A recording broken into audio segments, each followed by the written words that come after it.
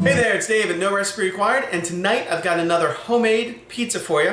I'm going to do a bacon and scallion or green onion pizza that I think is awesome. You know, kind of bacon and onions, they go really well together, but the scallions have a little more mild flavor than say a white or yellow onion. Really easy to make, but is going to taste absolutely awesome. Let's go ahead and get started. Okay, so first thing I'm going to do for our pizza is go ahead and make our pizza sauce. And for that I use canned tomato sauce and just add a couple things to it. The first thing is a shallot here that I'm going to dice up. If you have onion, you can go ahead and use onion as well.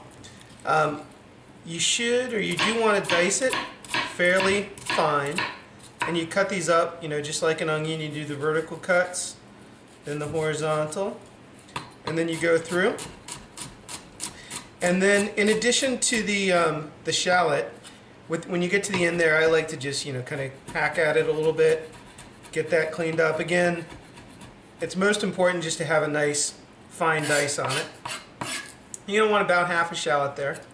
And then we're also going to use some garlic. Just crush the clove there, and then play with it with the knife. It'll come out pretty easily. And I like to chop that garlic pretty fine as well. And then we're just going to go over. We're going to sweat these and soften them up a little bit in a pot. We'll add our tomato to it, a little bit of additional spice, and then we'll let our tomato sauce cook off. For our tomato sauce, I've got a pot here on medium heat.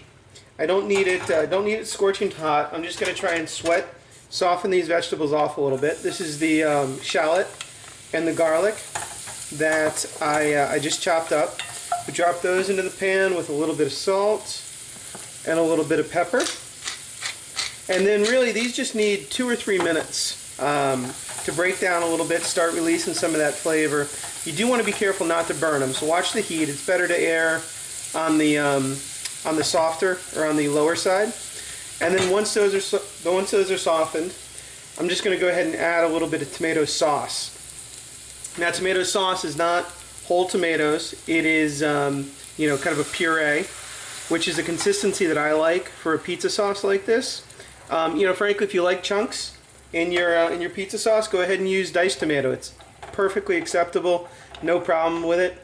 I do like to buy the non-flavored, no herbs in there. I like to add my own. And frankly, the only herb I really add is a little bit of oregano, probably half a teaspoon on there.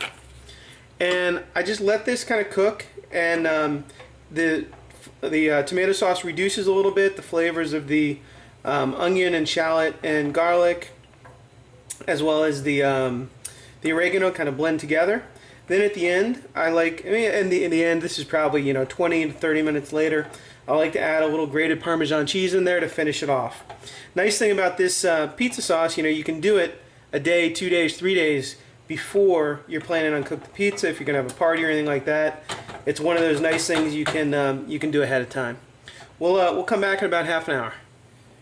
My pizza sauce has been going now for about half an hour, and it is nicely reduced. I like it nice and thick as opposed to runny. I've come back maybe every 5 to 10 minutes and just given it a quick stir, make sure it's not sticking on the bottom.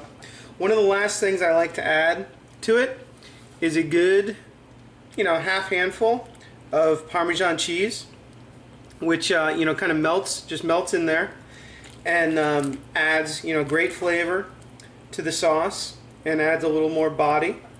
Go ahead and stir that in, and then I also make sure I taste the sauce. Okay, so bacon and scallion, bacon and onion, awesome combination. In this case, we're doing a pizza with bacon and essentially onion. What I'm going to do is use scallion as our onion flavor, and I like doing that because it's got kind of a mild flavor, more mild than like raw onion or regular onion, and obviously a great color, nice vibrant green. I've got my dough kind of stretched out, pulled out. It's store-bought dough, just like I almost always do. We're going to top with our favorite pizza sauce. You can find the recipe on my site or on my channel. Hit it with some mozzarella cheese, and then I've got some cooked bacon.